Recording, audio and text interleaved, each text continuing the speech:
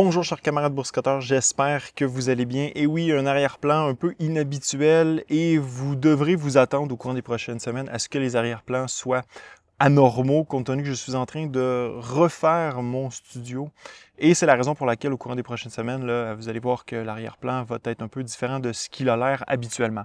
Bref, aujourd'hui, je vous parle de la pire erreur à faire en bourse et on a eu un bon exemple au courant des derniers jours de ce qui peut causer des pertes de plusieurs milliers de dollars dans un portefeuille boursier lorsque vous laissez aller vos émotions. Alors, je vous mets bien sûr en contexte et vous allez comprendre de quelle erreur je parle. J'en parle souvent dans mes directs, d'ailleurs, si c'est quelque chose qui peut vous intéresser, vous pouvez cliquer sur le bouton « Se joindre » tout juste sous la vidéo. Sinon, n'oubliez pas de vous abonner à la chaîne.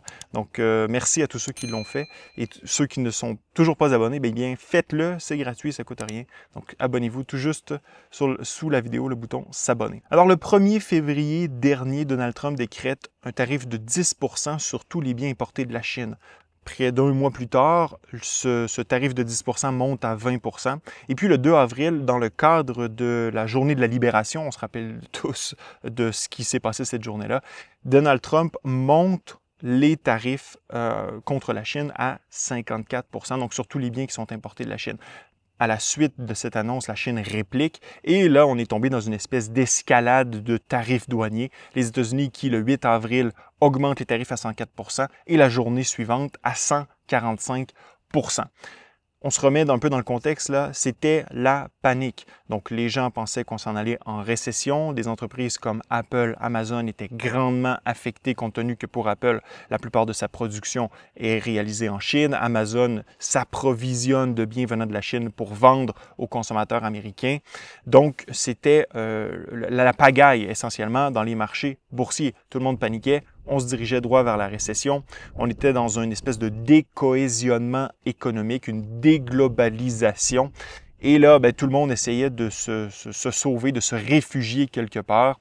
Donc, par exemple, vous regardez du côté du cuivre. Le cuivre nous annonçait vraiment une débandade économique au niveau mondial. Donc, le cuivre qui est passé de 5 $ la livre à 4 $ la livre, donc perte importante du côté du cuivre. Donc, on l'appelle Dr Copper, c'est pas pour rien. Donc, quand le cuivre va mal, c'est parce que l'activité économique mondiale ne va pas très bien, elle non plus.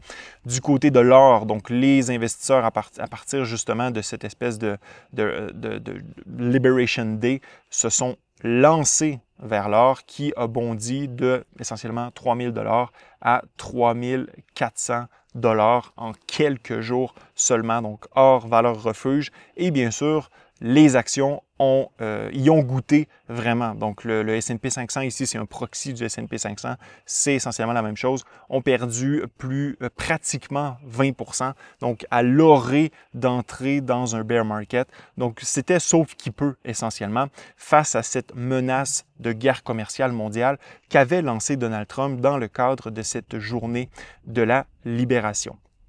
Et puis, tranquillement, donc Donald Trump s'est mis à vouloir négocier avec certains pays. Et puis, il y a 2 jours, personne ne s'y attendait, mais voici ce qui a été annoncé du côté de la Chine. Les tarifs de 125-145% ont été abaissés à 10%. Le tarif associé au fentanyl de 20% a été maintenu, ce qui fait que les tarifs américains sur les biens chinois sont passés d'environ 145% à 30%. La Chine, en retour, a elle aussi coupé ses tarifs, les faisant passer de 125% à 10% sur les biens importés des États-Unis. Donc, une pause a été décrétée de 90 jours. Et là, c'était le retour un peu de l'hystérie en bourse. Tout le monde était content que cette annonce soit arrivée. Et c'est peur de voir justement l'économie complètement s'effondrer, la mondialisation, donc la fin de la mondialisation, etc., etc. Donc, tout ça, finalement, est devenu du passé. Or, si vous avez fait l'erreur de vendre une partie de votre portefeuille lorsque on était au pire, lorsque les marchés étaient en train de chuter et vous avez tenté de vous réfugier, que ce soit du côté des marchés monétaires, donc du cash, ou des côtés de l'or, par exemple, vous avez potentiellement perdu beaucoup d'argent. Donc ça, c'est une erreur, ou je dirais l'erreur la plus importante, la plus fréquente. Je l'ai déjà fait, vous l'avez probablement déjà fait. C'est laisser nos émotions s'emporter, prendre le contrôle de nous-mêmes et tomber un peu dans cette espèce de panique irrationnelle où on pense que c'est la fin, les marchés boursiers, c'est la grande dépression de nouveau, etc., etc. Maintenant, je continue cette parenthèse sur ce qui s'est passé du côté de la Chine parce que c'est assez important dans le contexte justement de cette guerre commerciale mondiale qu'a lancée les États-Unis. Qui a gagné dans tout ça? Parce qu'on se rappelle pourquoi Donald Trump a lancé tout ça. Il voulait raviver le secteur industriel américain et générer des revenus venant des tarifs pour potentiellement abaisser l'impôt sur les revenus des Américains. Or, qui a gagné dans tout ça, dans cette espèce de confrontation entre les États-Unis et la Chine? Eh bien, c'est la Chine, parce que la Chine n'a essentiellement rien fait. Elle a, oui, répliqué aux tarifs américains, mais qui a été le premier à plier? Eh bien, ce sont les États-Unis. Donc, la Chine n'aurait pas pu espérer une meilleure issue de cette confrontation commerciale. À l'avenir, la Chine va être encore plus confiante, justement, parce qu'elle sait qu'elle a un effet de levier dans cette négociation. Et qu'en est-il pour l'aspect des revenus qui peuvent être générés à partir de ces tarifs? Eh bien, c'est complètement bidon. Regardez ce qui a été récolté en avril, 16 milliards de dollars. C'est une goutte d'eau dans l'océan de la situation financière des États-Unis. Donc, 16 milliards par mois, fait x 10, on est autour de 160-180 milliards par année. Or, en 2024, les États-Unis ont fait un déficit budgétaire de 2000 milliards de dollars. Pensez-vous vraiment que les tarifs vont aider à éponger ce déficit? Absolument pas. Donc, les États-Unis reviennent essentiellement dans leur position de départ, c'est-à-dire qu'ils redeviennent des consommateurs de biens à travers la planète. Et donc, le risque de récession, il est amoindri. Cette espèce de guerre commerciale, elle est en train de s'essouffler. Donald Trump réalise, à tort ou à raison, qu'il ne peut pas atteindre les objectifs qu'il s'était donnés. Donc, essentiellement, à mon sens, il est en train d'essayer de sauver la face, finalement. Donc voilà, donc essentiellement, là, c'est terminé cette espèce de tentative de raviver la puissance industrielle américaine. C'est mort dans l'œuf, essentiellement. C'est un peu ce qu'expose ce revirement de situation. Maintenant, il y a plusieurs négociations qui ont cours avec plusieurs pays dans le monde, mais il y a encore un enjeu, c'est-à-dire que les pays qui négocient avec les États-Unis ne savent pas encore ce que les États-Unis veulent dans le cadre de ces négociations. Autrement dit, on semble présentement avoir fait une espèce de retour à la case départ, autrement dit. Donc, Donald Trump impose des tarifs, met ces tarifs sur pause, et finalement, on va probablement négocier un accord où on va retourner à la situation initiale, probablement autour de 0%. Ou essentiellement, donc le plancher semble être autour de 10% présentement, mais évidemment, un tarif de 10% sur les biens importés aux États-Unis, ce n'est pas suffisant pour raviver le secteur manufacturier américain comme Donald Trump l'avait promis, et ce n'est pas suffisant non plus pour générer assez de revenus afin d'abaisser l'impôt sur le revenu aux États-Unis. Donc finalement, c'est simplement une mesure qui permettrait à Donald Trump de potentiellement sauver la face. Mais tout ça est en train de lui éclater dans la figure, cette espèce de tentative-là d'imposer des tarifs à tous les pays dans le monde pour tenter de mettre de l'avant, de pousser son programme politique, autrement dit. Bref, ici un bon résumé, donc je reviens finalement à cette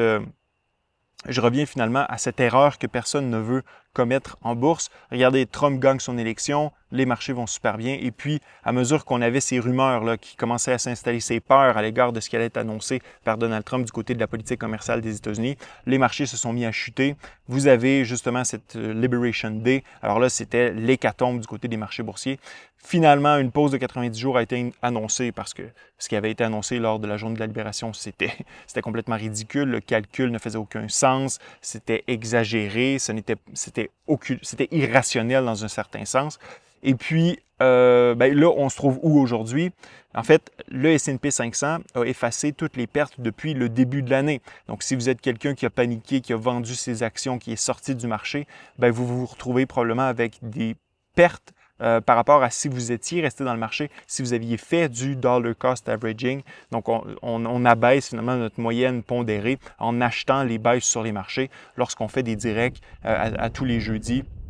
C'est ce dont on parle et c'est ce qu'on a fait dans le cadre de cette situation-là. Donc, on s'en retrouve finalement dans une situation probablement meilleure que laquelle on était avant que toute cette débandade sur les marchés commence. Vous regardez du côté de l'économie, présentement, la Fed d'Atlanta prévoit une économie américaine qui fonctionne autour de 2 %. L'inflation, donc les données qui sont sorties hier, est à 2,3 %, tout près de la cible de la Fed. Donc la Fed qui ne bouge pas, c'est la bonne chose à faire. Donc l'inflation baisse, l'emploi continue de bien aller, l'économie américaine se comporte plutôt bien. S'il y a une chose, par contre, de toute cette saga, c'est pas terminé encore, mais disons que le pire est probablement derrière nous, du moins c'est ce que je crois, c'est que la confiance à l'égard des États-Unis comme espèce de royaume de stabilité financière, c'est probablement chose du passé et c'est un peu ce que nous disent les obligations du Trésor américain.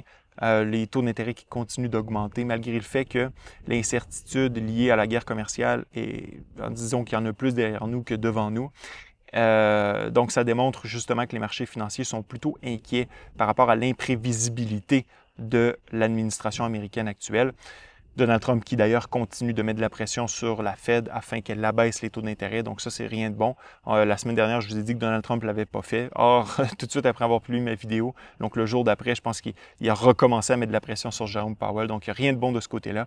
Mais du côté des actions, regardez là, le S&P 500 qui avait perdu pratiquement 19 % et maintenant, là, sur un an, on est en hausse de 0,19 %.